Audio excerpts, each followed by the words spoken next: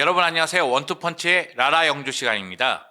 라리가를 라이브로 알려주는 영주영 시간이죠. 월요일 저녁 19시마다 여러분을 찾아뵙고 있습니다. 다시 왔습니다. 추억님, 영주영 잘생겼다. 과연 그럴까요? 삼백성님, 송영주 바보. 야, 바보 정도는 아니야. 띠리리리리 이러진 않아 내가. 추억님, 니코 윌리엄스 온다는데 가능하다고 보시나요? 가능합니다. 임파서블. 네, 아니요, 파서블이죠. 임파서블은 불가능이죠. 네, 임파서블 미션이 아니라, 아니요, 미션 임파서블이 아니라 파서블입니다. 자, 두꺼비님 반갑습니다. 토끼님, 와, 영주님 살이 얼마나 빠지신 거예요? 27kg 정도 빠졌습니다. 네, 66 썸네일은 진짜 힘들다. 이게 무슨 얘기인지 모르겠어요. 제트님은 제가 알기로는 크로우즈 팬 같아요. 제가 크로우즈에 미친 적이 있었거든요. 재밌어. 만화 크로우즈라고 재밌어. 정말 재밌으니까 여러분 시간 되실 때 한번 보세요. 네. 거기에 이제 제튼이라는 캐릭터가 나옵니다. 써님 안녕하세요. 미스터 강님, 영주형 2번만 무시하자. 3번은 아니다. 고맙다고 해야 되나? 이거 뭐라고 해야 되지? 보통 이런 거 화내야 되는데 왠지 고맙지?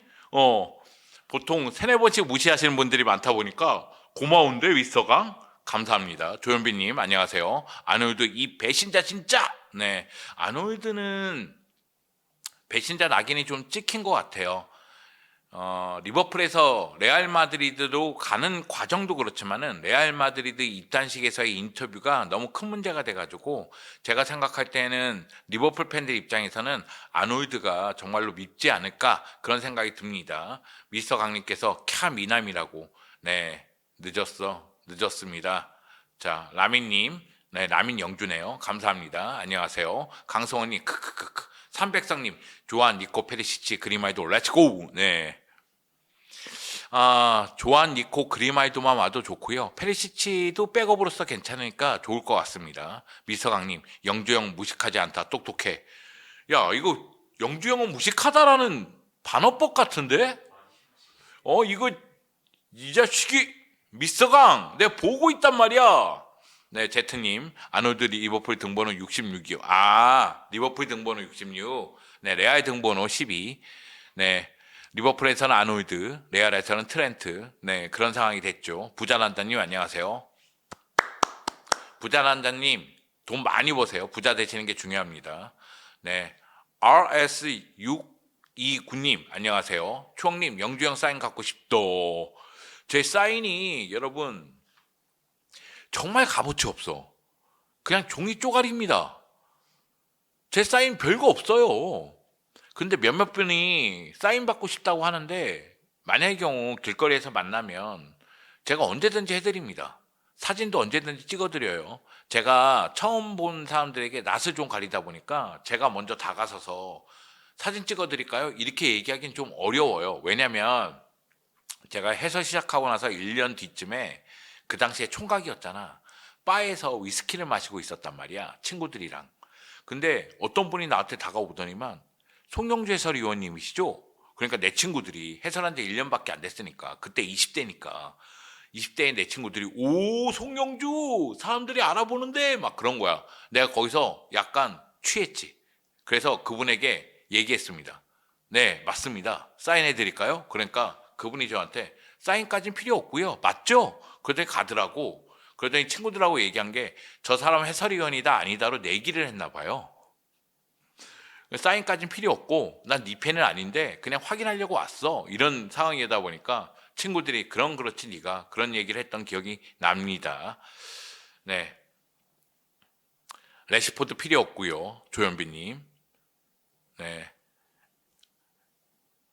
자, 영주형 사랑해. 저도 네, 사랑합니다. 제튼 챔스 3연패 그 발언은 진짜 충격이었어요. 지금 챔스 3연패 그 발언은 요 얘기가 아마 아놀드의 레알 마드리드 입단식 얘기예요. 그런데 저 3연패 중에 하나가 레알 마드리드가 리버풀을 상대한 겁니다. 지가 뛰었어. 아놀드가 뛰었어. 그 경기에. 근데 그걸 칭찬하고 있다는 얘기는 무슨 얘기입니까? 리버풀을 흉보는 거 아니에요, 그게. 마치 무슨 제가 기억하는 게 맞으면 이게 정확하진 않지만 뭐 음바페하고 벨링엄을 이길 수 없으면 합류해야 된다 이렇게 얘기하는데 아니 상대했었다니까 리버풀이 결승전에서 자기가 뛰었어. 66번 달고 뛰었다니까. 졌어. 우승에 실패했어. 근데 그걸 칭찬하는 건 리버풀의 그 경기력이라든가 결과에 대해서 비판하는 게 되잖아. 그건 친정팀에 대한 예의가 아니잖아. 왜 그랬대? 왜 그런 거야? 이해가 안 가.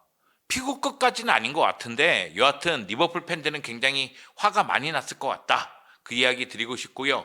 레알 팬입니다. 이번 시즌은 바르셀로나에게 완패 인정합니다. 내년엔 다시 매치 구도 볼 수 있을까요? 볼 수 있을 겁니다. 네, 저는 사비 알론소 감독이 레알 마드리드를 잘 이끌 거라고 생각을 합니다. 그렇기 때문에 다음 시즌은 굉장히 치열할 거라고 생각을 합니다. 리버풀에서 스페인어로 대화하는 3명은 그 인터뷰 보고 얼마나 놀랐을까요? 네, 스페인어를 연습해서 나왔다고 해요. 스페인어로 인터뷰하는 모습이 있었습니다. 라리가 자윙들 믿습니다. 니코 바르셀로나 갈 것 같은데 저도 그렇게 생각을 하고요. 네, 노이드는 클롭 감독이 너무 욕하지 말라 해서 저도 그렇게 하려고 했는데 인터뷰는 너무했다. 강성원님께서 쟤 너무했어. 저도 그런 생각 가졌습니다. 하물며 프리미어리그의 많은 팬들이 제 인터뷰 너무했어. 이런 생각 가졌을 것 같습니다. 니코 윌리엄스 부럽다. 니코 윌리엄스를 아직까지 영입한 건 아니니까 지금 부러워하시면 안 될 것 같고요. 미스터 강님께서 크크크크 하고 웃었습니다. 야, 미스터 강 왜 웃는지를 얘기해 줘야 돼. 나는 몰라. JWT님 들어오셨습니다. 펠레 형, 바르셀로나는 왜 크롤에 없어요? 네, 유럽 대항전 성적을 바탕으로 해서 클럽 월드컵 멤버를 뽑았다고 하죠. 그래서 이제 바르셀로나는 최근에 유럽 대항전 성적이 좋지 못했잖아요. 최근 2시즌이야 챔피언스리그 8강 이상을 갔으니까 상관없지만 그전에는 유로파리그에서 놀았잖아요. 그러다 보니까 클월에 가지 못했습니다. 바르셀로나 서울 대구행. 맞습니다, 여러분.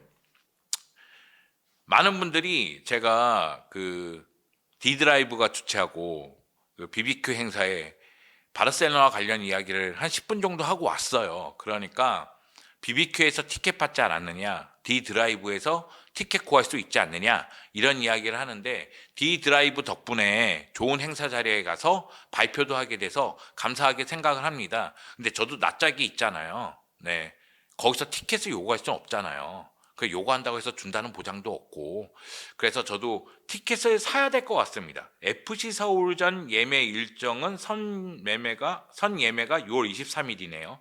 일반 예매는 6월 25일이고요.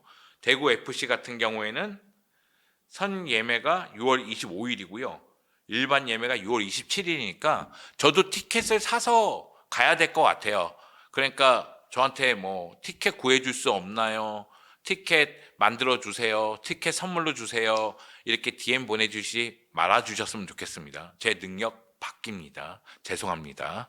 네. 영주형 재밌어서 웃었다고 감사합니다. 미스터 강님. 조현빈님 레반도프스키 대체자로 요케레스 왔으면 바르셀로나. 네, 지금 요케레스, 셰스코, 에케티케 이런 스트라이커들은 프리미어리그 클럽하고 연결이 되고 있죠. 그리고 이런 스트라이커들은 비싸. 엄청 비싸.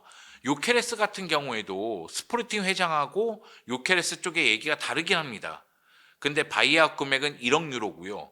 그리고 스포르팅은 8천만 유로 정도에 팔 생각이고 그리고 요케레스는 스포르팅에 한 시즌 남으면서 신사협정을 맺었다. 6천만 플러스 알파 1천만 유로 정도로 이적료를 책정하기로 했는데 스포르팅이 이런 신사협정을 무시하고 8천만 유로를 책정했다. 그러면서 좀 신경전이 벌어지고 있죠. 그런 가운데 요케레스는 맨체스터 유나이티드하고 연결이 되고 있어서 저는 맨체스터 유나이티드가 영입했으면 좋겠다. 아모린 감독과 요케레스가 다시 만나니까. 그런데 아스날의 하이제킹 얘기가 나오고 있죠. 아스날이 세슈코를 영입하려고 하는데 세슈코도 한 8천만 유로 됩니다. 8천만 파운드인가? 그 정도 되니까 세슈코를 영입하려고 하는데 요케레스도 관심이 있다. 이런 얘기가 나오고 있는 상황이니까요. 스트라이커들의 이동은 프리미어리그 쪽을 좀 관심 있게 보면 될 것 같아요. 오히려 라리가 쪽은 스트라이커 이동이 없습니다.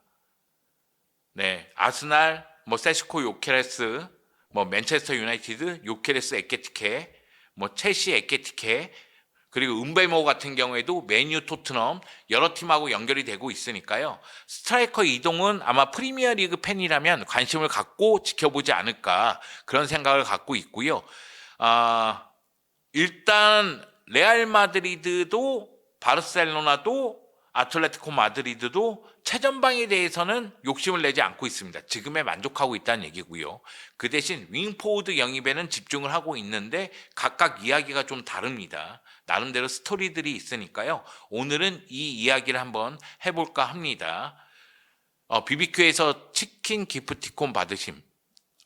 그 BBQ 뭐 홈페이지 들어가서 뭐 다운받고 뭐 이러면은 그 이벤트 참여할 수 있다고 해서 이벤트 참여했습니다. 제가. 그래서 소떡소떡 받았어요. 네. 티켓 받기가 쉽지 않더라고요. 네. 네, 웰컴 투 더 코리아 바르셀로나. 전 바르셀로나가 한국에서 펼쳐지는 것만으로도 바르셀로나 한국에서 서울과 대결하고 대구와 대결하는 것만으로도 굉장히 기분이 좋습니다. 네. 그렇기 때문에 큰 욕심 바라지 않고요. 주시면 땡큐베리 감사한데 네, 안 주시면은 제가 또 티켓을 사서 가도록 하겠습니다. 너무 감사드립니다. 디드라이브도 감사드리고 BBQ도 감사드리고 그렇습니다. 자, 루이스 디아스는 이 악물고 무시하네요, 형님. 무시해야죠. 무시합니다. 네. 플립 감독하고 독대했으면 좋겠습니다, 영주형. 한지 플립 감독하고 독대로 될까요?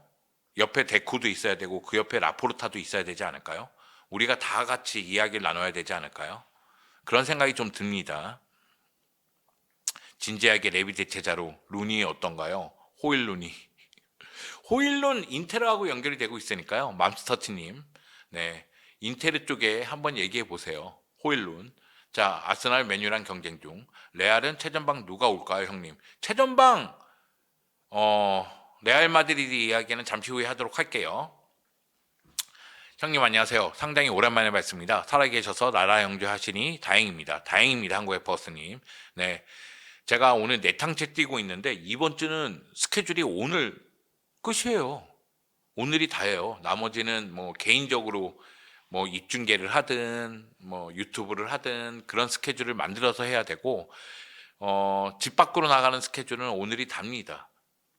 이 외에는 뭐 필라테스라든가 강아지 산책이라든가 이런 거밖에 없습니다. 그래서 오늘 불태우고 있는 중입니다. 예, 오늘 이렇게 좀 그 밖에서 스케줄 하면은 살이 좀 빠지더라고요. 또 형님 티켓팅 꼭 성공하십시오. 성공하겠습니다. 부디미르 선수 괜찮나요? 괜찮습니다. 요 얘기 할게요. 네, 피구도 있어야죠. 뭐 피구가 왜 있어요? 여기서 왜 피구야? 피구 인정 뭐야 또? 지금 좋은 이야기, 서로 좋은 이야기 하고 있다가 왜 피구가 나와요, 여기서? 하여튼 얘기하다 보면은 그놈의 피구는 진짜 아니 내 뒤에 무슨 피구가 붙어 있는 것 같아. 피구 귀신이 붙어 있는 것 같아. 여기 바르토메우, 여기 피구가 붙어 있는 것 같아. 내 눈에는 안 보이는데 지금 화면 너머로 누가 보나 봐. 형 뒤에 피구, 형 뒤에 바르토메우 이러는 것 같아. 피구가 왜 오니 여길? 피구는 미국 가야지. 피파 클럽 월드컵 봐야지. 거기에 인테르도 참가하고 레알도 참가하는데 거기 레전드들 아닙니까? 그런 거 생각했을 때는 그쪽 가야죠. 그런 생각이 듭니다. 자, 라리가 이적시장 중간 점검. 사실 라리가 이적시장 점검할 내용은 없지만 라리가가 어떻게 돌아가고 있는지 여러분도 관심을 좀 가져주십사 해서 이런 시간을 가져봤습니다. 본격적으로 시작하겠습니다. 바르셀로나는 지금 선수들에게 휴식을 줬죠. 휴가 중입니다. 7월 13일까지는 이제 프리시즌이 시작하지 않는다고 보면 됩니다. 7월 13일 날 프리시즌이 시작이 되고요. 아시아 투어를 합니다. 일본에서 빗살고베와 대결을 펼치고 한국으로 넘어와서 서울과 대결을 펼친 다음에 대구 가서 대구랑 대결을 펼칩니다. 그리고 나서 스페인으로 돌아가서 조한 감페르컵을 치른 다음에 시즌을 시작한다고 보면 되겠습니다. 바르셀로나 같은 경우에는 아직까지는 완벽하게 영입한 선수는 없습니다. 물론 Here we go라고 계속해서 뜨고 있는 선수가 있긴 있죠. 네, 조한 가시아 골키퍼가 계속 뜨고 있지만은 공식적으로 발표는 나지 않았고요. 대신에 알렉스 바에는 코모로 보냈습니다. 레프트백이요. 600만 유로 정도 받고 코모로 보냈고, 그리고 클레망 랑글레 같은 경우에는 아틀레티코 마드리드로 보냈습니다. FA로 자유계약으로 나가서 아틀레티코 마드리드와 계약을 맺었습니다. 그래서 지금 인아웃을 보면 아웃만 2명만 있는 상태입니다. 자, 여러분의 관심은 조한 가르시아 골키퍼일 수 있다고 생각이 들어요. 왜냐면 히위고가 뜬 지가 언젠데 계속 히위고 이러고 있나. 근데 조한 가르시아가 에스파뇰 출신이잖아요. 그래서 에스파뇰하고 바르셀로나는 지역 라이벌이잖아요. 그러다 보니까 에스파뇰에서 바르셀로나로 가는 게 쉽지만은 않아요. 그리고 벌써 에스파뇰 팬들 중에 일부는 배신자, 멸치가 아니라 뭐라고 하더라? 배신자를 뭐라고 표현했는데, 미꾸라지가 아니라 멸치가 아니라 뭐 좀 나쁜 뜻으로 하여튼 그런 어류 쪽인가? 동물 쪽으로 표현을 하더라고. 하여튼 그런 식으로 이제 나쁜 쪽으로 표현하시는 팬들도 나타나기 시작했습니다. 조한 가르시아 같은 경우에도 바르셀로나에서 제안이 왔을 때 처음에 고민을 많이 했다고 해요. 네. 에스파뇰에서 성장을 했기 때문에, 그리고 에스파뇰의 영웅이었다가 바르셀로나로 이적하는 게 쉬운 일만은 아니었을 겁니다. 그렇기 때문에 바르셀로나로 이적하는 과정 자체가 그렇게 뭐 빠르게 전개됐다? 이렇게 보기엔 좀 어렵습니다. 바르셀로나는 조한 가르시아의 바이아웃 금액 2,500만 유로를 모두 지불했다고 하고요. 그리고 조한 가르시아는 바르셀로나에 대해서 예스라고 보냈다고 합니다. 그렇기 때문에 바르셀로나는 조한 가르시아와 계약할 것으로 알려졌는데 5년이 아니라 6년 계약으로 알려졌어요. 이거는 바르셀로나의 라리가 셀러리 캡과 관련이 있는 것으로 보입니다. 그래서 조한 가르시아가 영입이 되면 6년 계약으로 2031년까지 계약할 것으로 보입니다. 자, 그러면 여러분 넘버원 골키퍼는 조한 가르시아가 되겠죠. 그리고 슈체스니 재계약 얘기가 나왔으니까 슈체스니도 아마 넘버 2로서 자리매김할 것으로 보입니다. 그래서 골키퍼는 이냐키 페냐랑 테어 슈테겐을 정리할 것으로 보이고요. 테어 슈테겐은 레전드이기 때문에 어떤 식으로 정리할지가 매우 중요합니다. 물론 테어 슈테겐 정리하는 그 과정에서 지금 언론 플레이가 심하긴 해요. 왜냐하면 한지 플릭 감독이 테오 슈테겐에게 실망했다. 뭐 테오 슈테겐이 인텔리전 출전을 요구했다. 뭐 테오 슈테겐이 승리한 다음에 그 공식 석상에서 이야기를 잘 안 했다. 그러다 보니까 테오 슈테겐을 내보내야 된다. 뭐 이런 언론 플레이가 있긴 있습니다. 근데 테오 슈테겐은 레전드 오브 레전드이기 때문에 대우를 해주면서 보낼 필요성이 있고요. 그리고 골키퍼를 원하는 여러 클럽에서 테오 슈테겐에게 관심이 있는 건 맞습니다. 맨체스터 유나이티드 관심이 있고요. 매냥이 지금 첼시 이적이 약간 지지부진하긴 하지만 밀란도 관심이 있고요.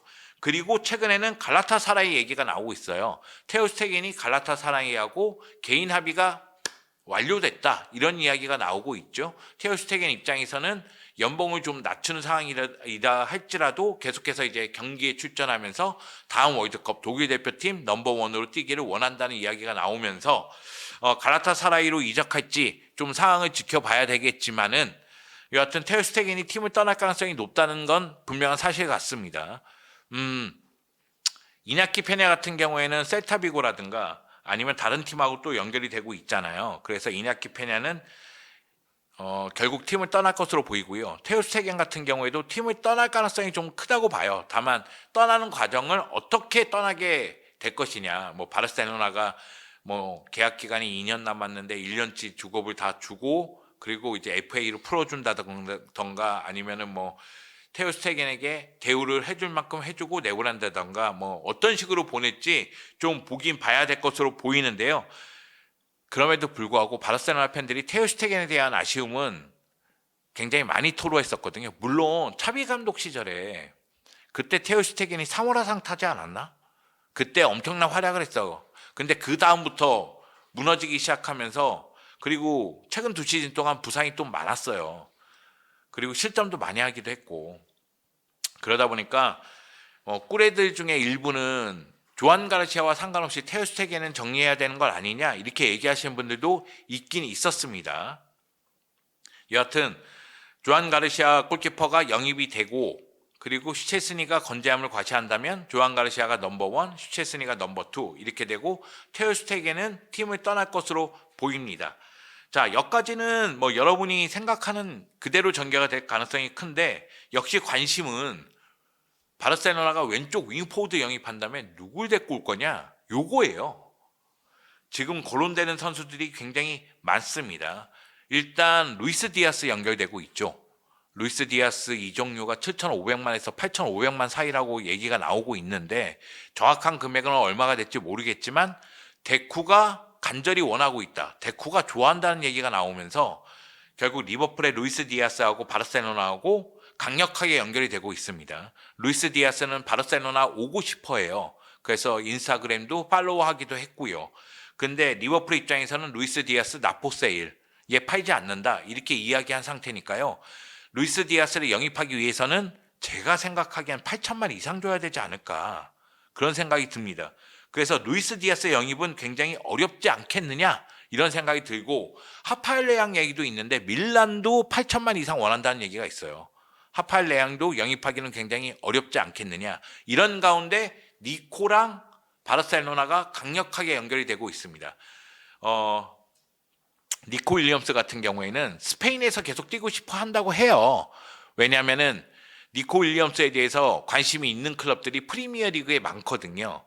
아스날도 관심이 있고, 그리고 첼시도 관심이 있고, 여러 구단들이 관심이 있는데, 니코 윌리엄스는 라리가에서 뛰고 싶다는 이야기가 있고요. 그러다 보니까 에이전트가 데쿠랑 만나서 협상을 했다는 얘기가 나오고 있습니다. 그리고 언론을 통해서 나온 바에 의하면 니코 윌리엄스는 바르셀로나랑 계약한다면은 연봉이 1200만 유로 정도에서 계약을 할 것이다. 그런데 아스날이랑 첼시랑 이런 프리미어리그 클럽과 계약을 한다면 연봉을 2000만 유로 정도 받을 것이다. 뭐 이런 이야기까지 나올 정도니까, 그러니까 바르셀로나 계약한다면 생각한 것보다는 주급을 낮게 받을 것이다, 뭐 이런 얘기까지 나오고 있습니다.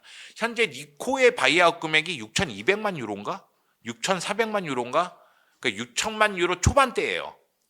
그러니까 바르셀로나 입장에서는 루이스 디아스 영입하느니 니코 영입하는 게 가격적으로 생각했을 때, 물론 팀적으로 생각할 때는 이야기가 다를 수 있습니다. 가격적으로 생각할 때는 훨씬 싼 거죠. 그러니까 니코 입장에서도 그런 생각이 드는 거죠. 내가 주급을 좀 적게 받을게. 근데 내 바이아웃 금액이 6천만 유로 초반대야. 그러니까 바르셀로나가 6천만 유로 초반대를 질러. 그럼 내가 갈 수 있잖아. 니네 루이스 디아스에게 7,500만 유로 이상 질러야 되잖아. 차라리 나를 데리고 가. 나 라민 야말하고 스페인 대표팀에서 하는 거 못 봤어? 그 라민 야말은 또 니코가 영입되길 간절하게 원한다는 게 좀 나타나고 있는 상태고요. 그러다 보니까 니코가 영입될 가능성이 점점 농후해지고 있는 것 아닌가. 물론 바르셀로나는 이야기가 좀 다르긴 해요.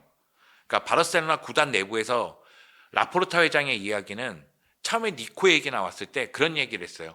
니코 영입하려고 했다. 지난 여름에 니코를 영입하려고 했는데 우리는 니코가 아니라 올모를 선택했다.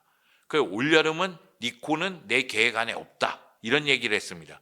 그리고 데쿠 단장 같은 경우에도 바르셀로나가 왼쪽 윙포드를 원하는 이유는 최전방 백업도 되고 왼쪽 측면에서 다양함을 부여할 수 있는 선수를 찾고 있기 때문이다. 그러니까 최전방 백업도 되는데 왼쪽 측면에서 다양한 역할을 하면은 하피냐에게도 휴식을 줄 수 있고 라민 야말에게도 휴식을 줄 수 있다. 왜? 하피냐가 왼쪽 오른쪽 다 뛰니까. 그렇게 해서 결국은 득점력도 갖추고 있고 공격의 다양성을 부여하는 왼쪽 윙포드를 영입할 것이다. 그래서 누구? 그런데 언론은 루이스 디아스를 좋아해. 뭐 이런 이야기가 나오다 보니까 그게 루이스 디아스란 말이야? 루이스 디아스 득점력이 그 정도란 말이야? 아니 지난 시즌 리버풀 살라에게 득점 의존도 높지 않았나? 이런 이야기가 나오는 가운데 니코가 영입된다면 훨씬 더 공격 루트를 다양하게 가져갈 수는 있다. 니코의 득점력에 대해서는 여전히 물음표가 따르지만은 드리블 공격이라든가 크로스 올리는 모습을 봤을 때는 충분히 오른쪽에 라민 야말, 왼쪽에 니코면 강력한 원투 펀치가 될 수 있다. 이런 이야기가 나오고 있는 거죠. 그렇기 때문에 지금 이 순간 니코 영입에 근접했다고 얘기해도 될 것 같아요. 물론 여러분 여러 번 얘기하지만 입단식 하기 전에는 언제든지 빠그러질 수 있습니다. 자, 그리고 제라르 마르틴이 현재 부상이긴 한데 울버햄튼이 관심을 갖고 있다고 하잖아요. 사주세요. 울버햄튼 듣고 있나요? 사주세요. 제라르 마르틴 챔피언스리그 준결승전에서 도움 2개 기록한 레프트백입니다. 사주세요. 안 비싸요. 한 1,500만 유로면 데려갈 수 있습니다. 울버햄튼 이 은혜는 잊지 않을게요. 바르셀로나가 제라르 마르틴을 정리한다면은 그러면 그리마이도 또는 카이오 엔리케 선수를 영입한다고 하죠. 그러니까 제라르 마르틴이 정리가 되면은 왼쪽 풀백 백업은 영입할 것 같습니다. 그러다 보니 제가 원하는 그림은 결국은 골키퍼 조안 가르시아, 왼쪽 윙포드 니코 윌리엄스, 그리고 왼쪽 풀백 그리마이도예요. 이 세 명이 영입이 된다면 바르셀로나는 그림이 좀 잡히지 않겠는가, 그런 생각이 있습니다. 물론 페리시치 얘기는 뺐는데 페리시치는 나이가 많고요. 그리고 페리시치를 FA로 영입한다고 치면 페리시치는 백업으로 쓰는 거예요. 그래서 왼쪽 윙어 백업, 오른쪽 윙어 백업, 왼쪽 풀백 백업, 이렇게 백업으로 쓰려고 데리고 오는 거지, 얘를 주전 왼쪽 윙어로 쓰려고 데리고 오는 건 아니거든요. 그러니까 페리시치는 백업 자원으로 생각했을 때 영입할 가능성이 있다는 거고요. 물론 이제 아인트호벤 입장에서는 페리시치 놓칠 수 없어, 그래서 2년 계약 제한하고 페리시치 잡으려고 노력하고 있다는 이야기가 있는데, 여하튼 제가 느끼기에는 일단 조안 가르시아, 니코 윌리엄스, 그리마이도, 그리고 페리시치 정도까지 영입된다면 바르셀로나는 그림이 잡힌다, 아름답다, 이렇게 얘기할 수가 있겠죠. 제가 인스타그램 이렇게 구경하다 보니까 다음 시즌 그 베스트 11 예상하는 그 인스타그램 중에서 눈에 들어오는 게 있더라고요. 베스트 11 딱 짜놓으면 결국 이제 골키퍼에 조안 가르시아, 그리고 풀백은 그대로 갑니다, 주전은. 그래서 발데, 이니고, 쿠바르시, 쿤데, 그리고 수비형 미드필더 2명의 페드리, 도용, 그리고 공격형 미드필더에 니코 오면 니코, 그 니코가 오게 되면 중앙 쪽으로 하피냐를 또 돌릴 수가 있죠. 하피냐, 그리고 오른쪽에 라민 야말, 최전방에 레반도프스키. 이렇게 그림이 잡혀도 아름답잖아요.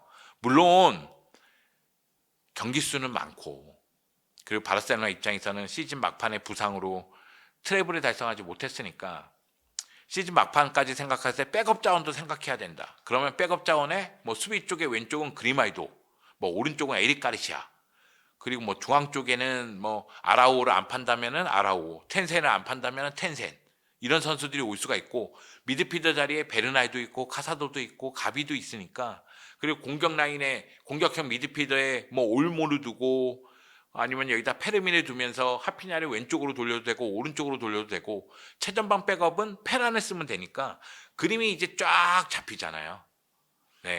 그런 측면에서는 이 정도 영입하면 좋겠다, 이게 제 생각이긴 제 생각입니다. 저러면 수비 누가 하면 이니고하고 쿤데하고 쿠바르시 가겠지, 조안 가르시아가 맞겠지. 저는 그 아라오를 판다면, 아라오의 이적료를 생각했을 때 새로운 센터백이 필요하다고 생각해요. 근데 텐센을 내보낸다고 친다면 그냥 갈 수도 있겠다는 생각이 좀 갖긴 같습니다. 그런 생각이 좀 있긴 있어요.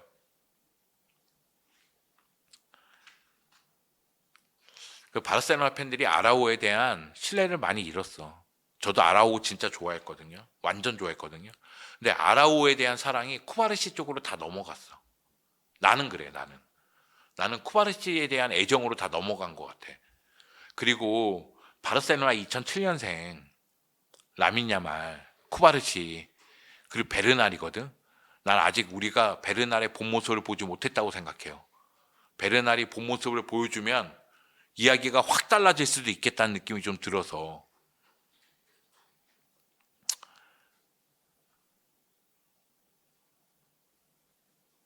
레비 대체자는 이번 여름이 아니라 다음 여름을 좀 지켜봐야 될 것 같아요. 그런 생각이 듭니다, 제 생각에는. 레시포드는 필요 없고요. 자꾸 레시포드를 끼워 팔려고 그래. 레시포드 필요 없다고요. 자, 바르셀로나는 이 정도에서 이야기를 멈추도록 할게요. 바르셀로나는 이런 식으로 이야기가 전개되고 있습니다. 그래서 지금은 조한 가르시아만 영입이 근접했고 나머지는 이야기가 나오는 거니까 아직까지는 뭐 확정적으로 이야기할 수 없다. 요 이야기를 좀 드리도록 할게요. 자, 레알 마드리드 이야기를 한번 해보도록 하겠습니다. 네, 레알 마드리드는 딘 하이선 선수 본머스에서 영입했고요. 그리고 마스탄투 오노 선수를 영입했습니다. 리베르 플라타에서 영입했죠. 4,500만 유로 썼습니다. 그리고 알렉산더 아놀드를 FA로 영입을 했죠. 근데 FA로 영입했는데 금액을 좀 준 것 같아요. 왜냐하면 빨리 피파 클럽 월드컵에서 활용하기 위해서 입단식을 가지면서 금액을 좀 준 것으로 보입니다. 여하튼 레알 마드리드가 지금 영입한 거는 센터백 딘 하이선, 라이트백 알렉산더 아놀드, 그리고 오른쪽 윙어이자 공격형 미드필더 마스탄토 오노, 이렇게 3명 영입을 확정 지었습니다. 그리고 뭐 피파 클럽 월드컵 끝나면은 모드리치, 루카스 바스케스 이런 선수들은 떠날 것으로 보입니다. 자, 레알 마드리드는 피파 클럽 월드컵 때문에 일찌감치 훈련을 시작했습니다. 새로운 감독 사비 알론소 감독이 와서 일찌감치 훈련을 시작을 했고요. 그리고 선수들하고 당연히 면담을 가졌겠죠. 그렇기 때문에 이적설의 중심에 있었던 호드리고하고 면담을 가졌고요. 호드리고는 잔류할 것으로 보입니다. 여기다가 레알 마드리드가 지난 시즌 수비 쪽에 부상이 많아서 고생한 거 생각했을 때 센터백 딘 하이선 영입은 매우 좋다. 이 선수가 공격도 되고 신장도 좋고 몸싸움도 됩니다. 보기와 달라요. 빼빼 말라 보이지만은 프리미어 리그에서 성공한 센터백이기 때문에 라리가에서도 경쟁력을 보여주고 있고요. 그리고 알렉산더 아놀드 같은 경우에는 입단식이 문제가 있었지만, 그리고 나는 굳이 트렌트로 새길 필요가 있나? 나 같은 경우는 좋아. 왜냐면은 나는 이름이 쉬우면 좋습니다. 마스탄토 오노 이거 너무 어려워. 얘도 이름을 좀 한국식으로 바꿔야 돼. 마스탄이든 마스든 마스탄투든 아니면 프랑코든 이름을 좀 바꿔야 돼. 이거 이름이 너무 어려워. 마스탄토 오노. 저 이름도 좀 어렵긴 해요. 후이센인지 하이선인지 하이센인지. 네, 전 딘 하이선이라고 부르고는 있거든요. 그래서 알렉산더 아놀드 같은 경우에는 발베르데하고 호흡을 봐야 되겠지만, 알렉산더 아놀드는 공격 쪽에서는 제 힘을 발휘할 가능성이 크다.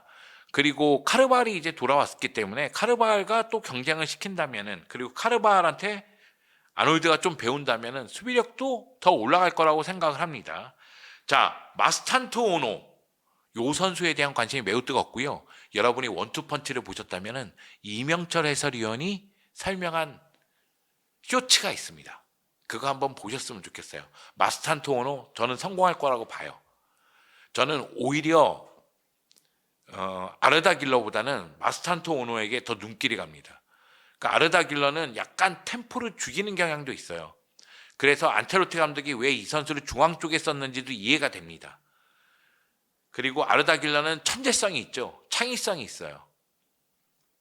근데 마스탄토 오노는 스피드를 보유한 상태에서 플레이가 가능해요. 그리고 마스탄토 오노도 왼발킥이 매우 정확합니다. 그리고 왼발 프리킥도 정확하고요. 그래서 오히려 저는 마스탄토 오노를 더 키우지 않을까 이런 생각도 좀 갖고 있습니다. 그래서 마스탄토 오노가 뭐 중앙 쪽에도 뛰고 오른쪽에도 뛰는데 오른쪽에 배치하지 않을까 그런 생각은 좀 갖고 있어요. 저는 물론 이건 사비 알론소 감독이 중앙 쪽에 쓸 수도 있겠지만 오른쪽에 쓰지 않을까 그런 생각이 좀 들고요. 여기다가 사비 알론소 감독이 뭐 슈틸러라든가 크로스가 춘천했다고 하죠. 슈틸러 선수 플레이 보면은 볼을 간수할 줄 알고 볼을 뿌려줄 줄 압니다. 그래서 플레이하는 거 보면 크로스가 좀 떠올라요. 물론 크로스처럼 매우 깔끔하고 매우 세련됐다고 보기엔 좀 어렵지만 슈틸러도 크로스 같은 유형의 미드필더로 보면 되거든요. 그래서 슈틸러도 연결이 되고 있기 때문에 슈틸러 영입한다고 치면 거의 팀이 완성됐다고 봐도 무방해요. 여기에 레알 마드리드 팬들이 원하는 백업 장신 스트라이커 한 명이면 금상첨화죠. 그래서 부디미르가 연결되고 있는 겁니다. 부디미르 지난 시즌 라리가에서 20골 이상 넣었어요. 오사수나 역사를 바꾼 스트라이커입니다. 오사수나 스트라이커 중에서 한 시즌 최다골 넣은 선수예요. 물론 나이가 30대 초반으로 많습니다. 근데 나이가 많으니까 당연히 이적료는 싸지죠. 지금 한 800만 유로, 1000만 유로 뭐 이렇게 얘기 나오고 있으니까요. 그러면 백업으로 쓸 거잖아요. 어차피 주전으로 쓰질 않을 거잖아요. 음바페 백업으로 쓸 거 아니야. 그렇잖아요. 호드리고 백업으로 쓸 거 아니에요. 그런 거 생각하면 부디미르 같은 자원도 굉장히 좋은데 문제는 부디미르의 마음이죠. 나는 용의 꼬리보다는 뱀의 머리가 되고 싶다. 난 이미 오사수나의 왕이야. 근데 내가 레알 마드리드 갈까? 난 가기 싫어. 이럴 수도 있잖아. 난 오사수나의 왕이라니까? 근데 레알 마드리드가 부디미르 꼬실 때 우승하자. 너 라리가 우승 멤버가 될 수 있어. 챔피언스리그 우승 멤버가 될 수 있어. 이러면 부디미르 안 흔들릴까?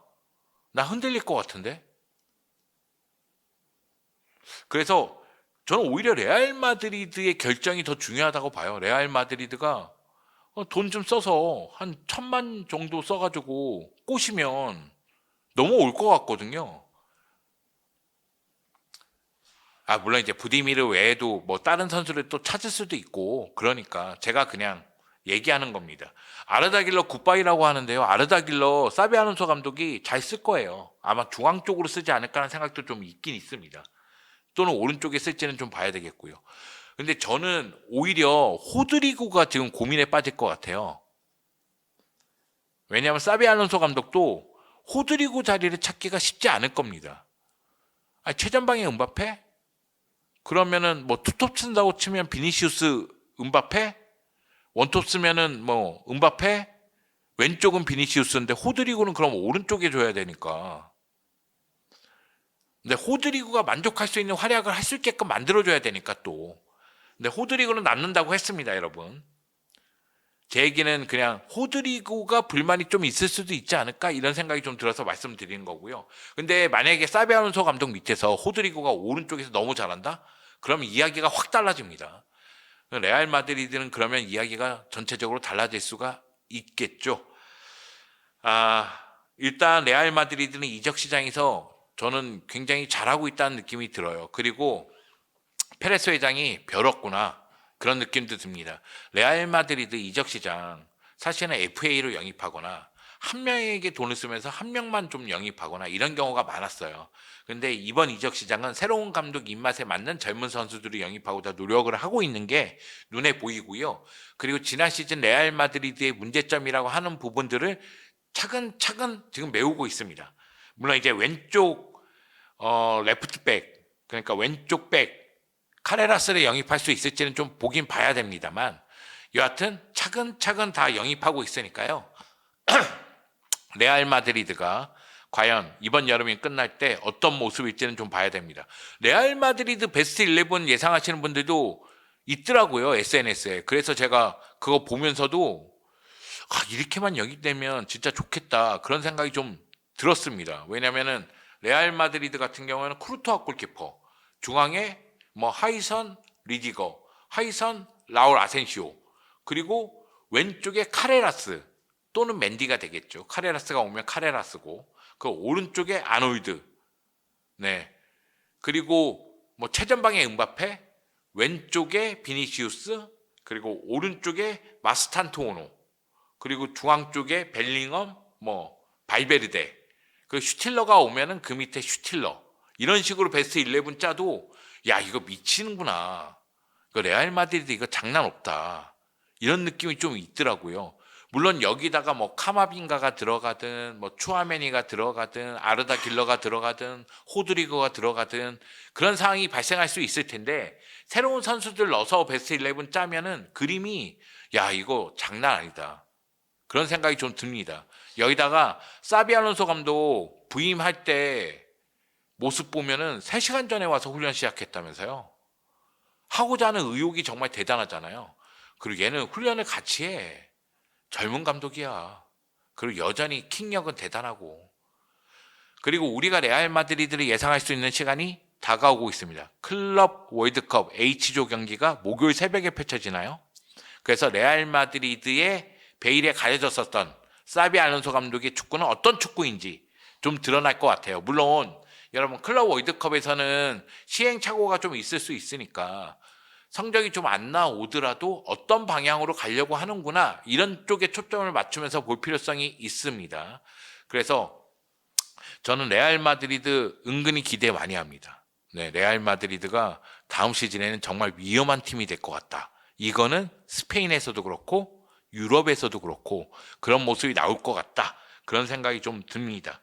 여기다가 레알 마드리드가 영입한 선수들이 젊어. 그럼 레알 마드리드는 전체적인 기동력을 또 유지할 가능성이 높죠. 그리고 사비 알론소 감독의 공격적인 축구가 구사가 된다면 이 팀은 매우 위력을 발휘할 가능성이 높죠. 그래서 꾸레로서는 걱정이 되고 라리가 팬으로서는 기대가 되고 그런 모습입니다, 여러분. 네, 레알 마드리드 팬들도 기대 좀 많이 하지 않을까. 지금 카레라스 빨리 왔으면 좋겠다. 왜냐면 레프트백에 대한 고민이 좀 있는 것 같아요. 조현빈님, 와 레알 라인업 보소. 네, 추억님, 음바페 무섭다. 저는 이번에 파리가 트래블 했잖아요. 이거 음바페에게 동기부여가 됐다고 생각해요. 음바페 입장에서도 내가 떠나니까 트래블? 그래, 내 개인적인 기록으로 라리가 득점왕 했어. 나 공식 경기 40골 이상 넣었어. 근데 트래블? 나 할 거야. 솔직히 음바페가 레알 마드리드 온 거 챔피언스리그 우승 때문에 왔잖아요. 이거 동기부여가 될 겁니다, 음바페에게. 그런 생각이 좀 듭니다. 추억님께서 지금 바르셀로나 오프사이드 수비 전술 다음 시즌부터는 안 먹힐 듯. 요게 지금 관건이에요. 그러니까 바르셀로나가 라인 올려서 오프사이드 트랩 하는데 요게 이제 얼마만큼 파해법을 상대가 갖고 나오느냐, 그리고 여기서 얼마만큼 변칙적인 변화를 줄 수 있느냐, 이게 관건이죠. 바르셀로나 입장에서는. 사비 알론소 감독 훈련할 때 모습 보면 현역인 줄 알았다고. 레알에서 패스 제일 잘하지 않나요? 할 말 없다. 모드리치가 나간 다음에는 할 말 없는데. 네. 그 정도로 이제 사비 알론소 감독이 잘한다는 얘기겠죠. 가보자 레알 마드리드, 음바페도 챔스 들어야지. 저 라인업보다 메뉴 보니 한숨 나온다. 한국의 퍼스님, 안전한 선화, 메뉴 걱정. 쿠냐 왔잖아. 지금 은베모랑 요켈스 연결되잖아. 둘 다 먹을 수 있잖아. 그럼 공격 라인이 요케레스, 쿠냐, 은베모 미친 라인 되잖아. 좀 기다려 봅시다. 한국의 퍼스는. 조현빈님께서 음바페는 챔스 못 들 듯. 이게 참 신기해. 이게 참 마이클 원 얘기를 우리가 많이 했었잖아요. 리버풀에서 챔스 우승하려고 레알로 왔는데, 네. 근데 리버풀은 챔스 우승하고 레알은 그 다음에 챔스를 못했었죠.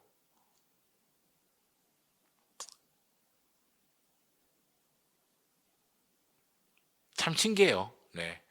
이게 뭐가 어떻게 돌아가는지 예상이 불가능하니까.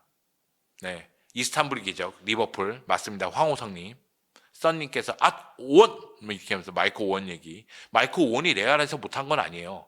레알에서 뭐 선발로 뛰는 횟수는 매우 적지만은 교체로 나왔을 때 똘똘차게 골을 넣어줬습니다. 요케레스가 얼마나 할지가 관건이긴 합니다. 네.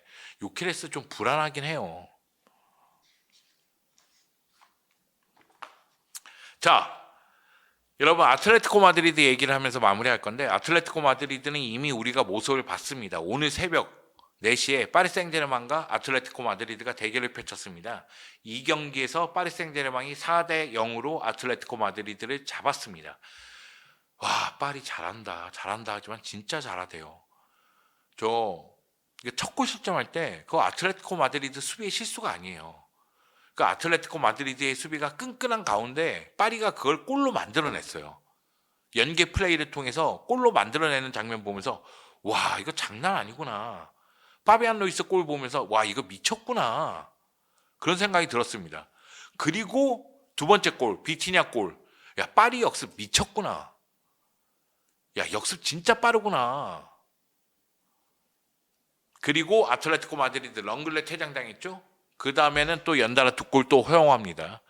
거기다 파리의 마지막 골은 비티냐가 PK를 양보를 하면서 이강인 선수가 골을 넣었죠. 이강인 선수 입장에서도 클럽 월드컵에서 기분 좋은 골을 넣었다고 보면 되겠습니다. 여하튼 파리가 4대0으로 승리를 거뒀기 때문에 아틀레티코 마드리드 입장에서는 좀 답답함을 느꼈을 것 같아요. 그리고 아틀레티코 마드리드 시메오네 감독이 하나하나 다시 만들어야 될 것 같은 느낌이 들어요. 이거는 좀 미안한 얘기인데 일단 아틀레티코 마드리드 이야기를 해봅시다. 자, 아틀레티코 마드리드는 후안 무소 골키퍼 지난 시즌 임대로 와서 넘버2 골키퍼로 활약했고 매우 좋았습니다. 그래서 후안 무소 골키퍼를 300만 유로에 완전 영입을 했고요. 그리고 클레망 렁글레 바르셀로나에서 임대 와서 나쁘지 않았죠. 오히려 좋았죠. 그렇기 때문에 렁글레도 완전 영입을 하는데 성공을 했습니다. 그 외의 선수들 중에서 정리한 선수들도 적지는 않습니다. 그리고 후안 무소 골키퍼 렁글레 영입하면서 아틀레티코 마드리드는 수비 쪽에 보강을 하고 있는 가운데 지금 레프트백 누가 올지에 대한 관심이 뜨겁잖아요. 그래서 일단은 AC 밀란의 테오하고 연결이 됐습니다. 근데 아틀레티코 마드리드 팬들 입장에서는 기분 나쁘죠. 저 배신자가 또 와? 이렇게 이야기할 수가 있고 그리고 테오의 이적료가 한 3천만 유로 정도 나온다는 얘기도 있었어요. 그러다 보니까 테오가 이적설은 있었다 할지라도 빠르게 전개는 안 됐던 것 같아요. 물론 이제 테오 쪽에서는 아틀레티코 마드리드로 가고 싶어 한다는 이야기는 있긴 있었습니다. 그러다가 이제 리버풀의 로버트슨과 연결이 되기 시작했죠. 그래서 로버트슨을 영입할 것으로 보입니다. 제가 생각하기에는 테오 영입보다는 로버트슨 영입이 100배는 좀 그렇고요. 한 10배 난 것 같아요. 제가 느끼기에는. 물론 로버트슨이 잘한다는 보장은 없습니다만 제가 느끼는 그 아틀레티코 마드리드에서의 로버트슨의 모습은 그래도 기본을 할 것이다. 이게 제 생각이거든요. 그러니까 로버트슨이 전성기에서 내려오고 있는 건 맞아요. 그거 인정합니다. 근데 한번 생각해 보세요. 내가 아틀레티코 마드리드야.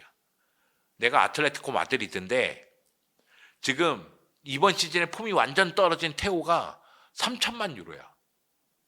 근데 전성기에서 내려오고 있는 로버트슨이 그래도 FA로 영입할 수가 있어. 가격 차이가 벌써 나요.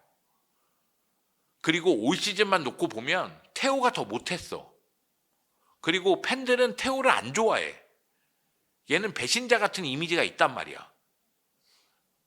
여기다가 아틀레티코 마드리드의 수비를 보면은 물론 풀백들의 공격력 중요하죠. 그런데 너무 공격적인 풀백은 필요 없어요. 테오 같은 스타일은 필요 없어. 오히려 수비 쪽에 집중을 하되 에너지 넘치게 적절하게 공격 가담하는 유형이 필요합니다. 제가 보기에는. 여기다가 시메오네 감독은 트리피어를 잘 활용한 경험이 있어요. 그러니까 프리미어 리그에서 넘어온 풀백을 잘 활용한 경험이 있습니다. 그러니까 여기까지 따지면 지금 몇 가지 이유야. 가격, 분위기, 전술적인 이유, 과거 사례 여러 가지 이유로 로버트슨이 훨씬 난 거야. 내가 보기엔.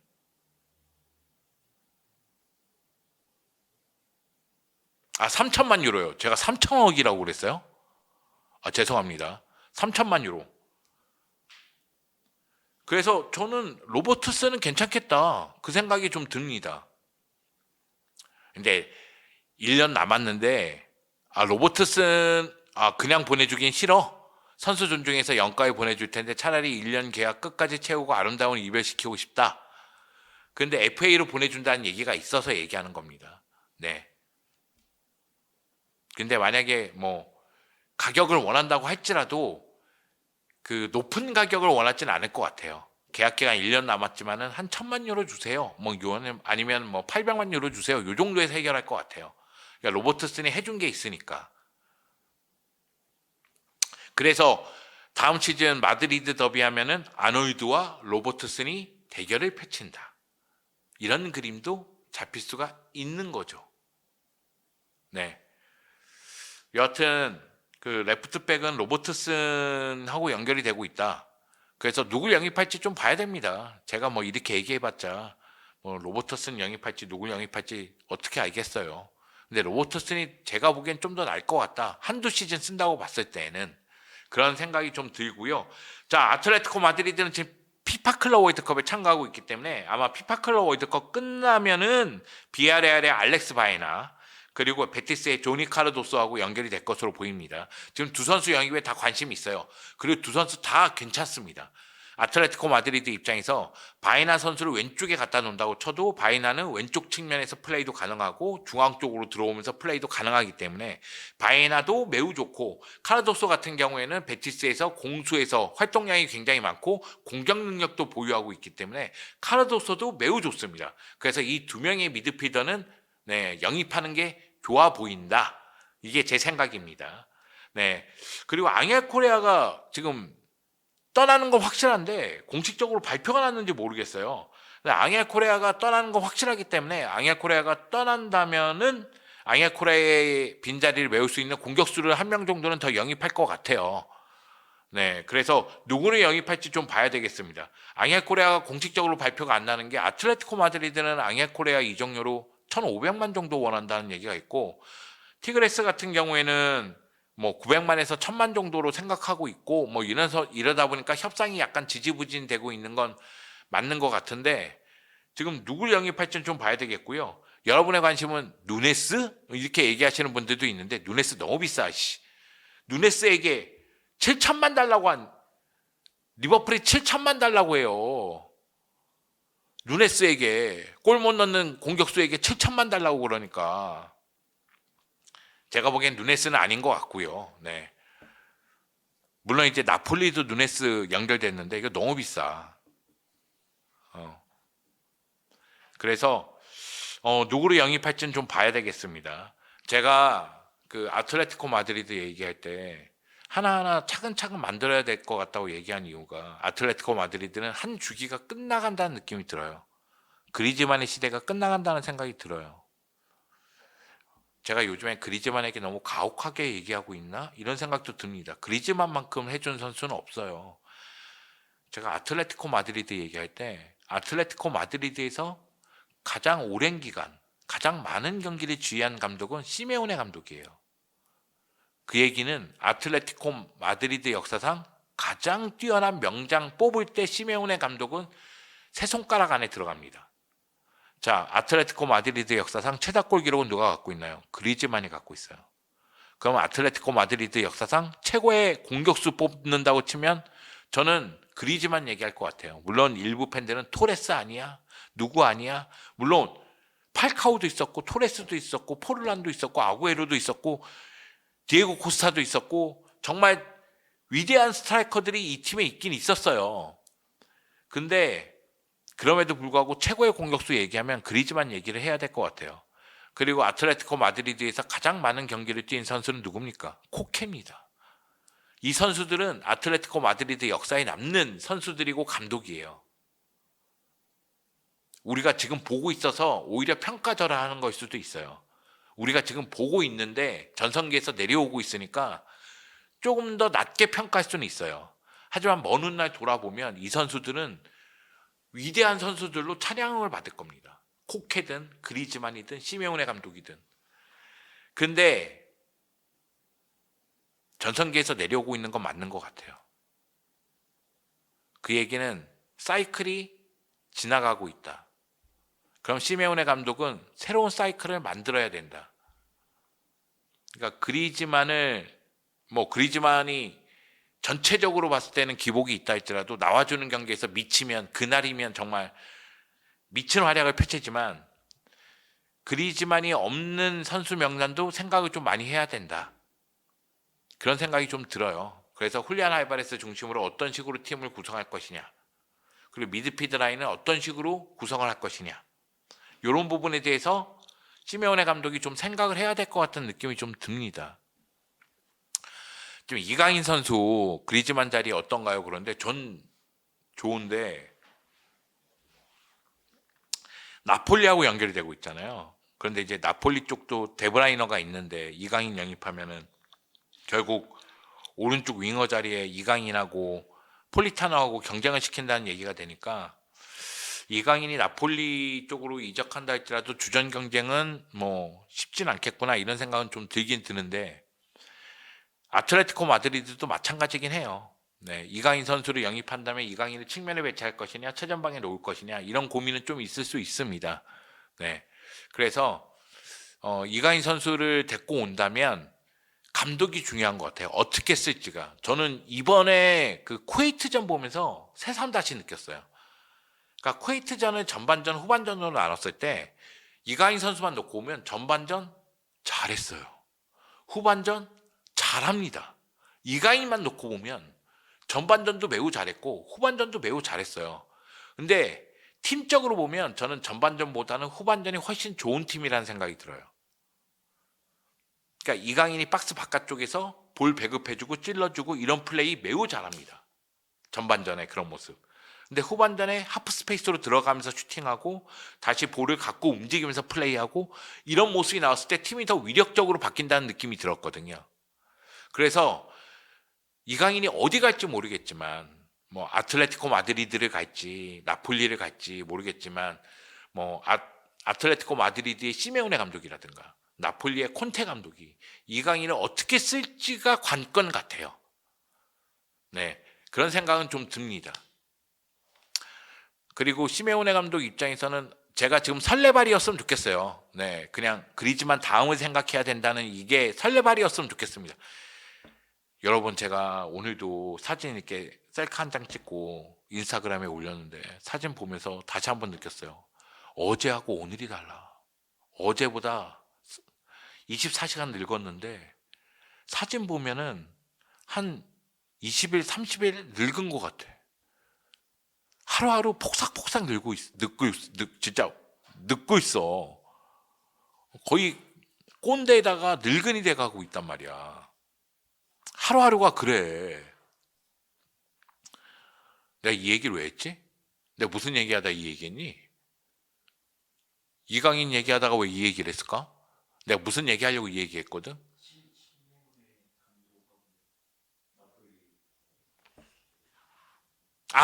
그리즈만 얘기하려고 그런 거구나. 그러니까 그리즈만도 그 뭐 에이징 커브가 왔다 이런 게 아니라 지금 폼이 안 좋으니까 결국 시메오네 감독 입장에서는 플랜을 확실하게 다시 짤 필요성이 있지 않겠느냐 그런 얘기예요. 어제 다르고 오늘 다르니까. 네, 나이가 들면 그게 더 느껴진다니까. 그런데 이제 그리즈만이 전성기로 돌아오면 더 좋죠. 그러니까 여러분, 제가 그 아까 전에도 얘기했지만 하루하루 늙어가는데 제가 폭삭 늙었다고 느낀 게 호나우두 은퇴할 때예요. 그러니까 76년생 축구 선수들이 위대한 선수들이 많아요. 그러니까 76, 77들이 위대한 선수들이 많습니다. 뭐 호나우두, 세브첸코, 뭐 라울 곤살레스는 78인가? 뭐 인자기가 77 같은데. 뭐 하여튼 76부터 78 요 사이에 정말 위대한 선수들이 많아요. 반니셀루이, 클라이베르트 정말 위대한 선수들이 많거든요. 근데 그런 사람들이 은퇴할 때 와, 진짜 늙었구나 내가. 그런 생각 들거든요. 그런데 메시 보면서도 늙지 않았으면 좋겠다. 호날두 보면서도 늙지 않았으면 좋겠다. 그런데 그리즈만 보면서도 그런 느낌이 있거든요. 늙지 않았으면 좋겠다 얘는. 근데 좀 늙어가는 것 같아서 좀 마음이 아파서 말씀드린 겁니다. 네, 하소연을 했네요. 죄송합니다. 네, 토티, 네스타 맞습니다. 황호선님. 네, 한국의 버스님, 잘생긴 형님 자책하지 마십시오. 이강인 선수 제발 메뉴 와서 무너져 가는 팀 살려줬으면 바래요. 지금 이강인에게 들어가는 이종료가 3천만 유로에서 한 4천만 유로 사이 아닌가요? 그럼 프리미어리그 팀 질르만 하지 않아? 지금 이강인 이종료 책정이 3천만에서 4천만 유로인데 프리미어리그 팀들은 지를만 할 것 같은데 프리미어리그 팀 이적설이 쑥 들어갔어. 한국의 포스는 이거 어떻게 된 거야? 메뉴 뭐 하고 있는 거야? 메뉴 아스톤빌라 뭐 하고 있는 거야? 화내는 거 아닙니다, 여러분. 화내는 게 아니라 왜 이렇게 돼가고 있나 그냥 궁금해서 물어보는 거예요. 네, 정중하게 물어보는 겁니다. 네.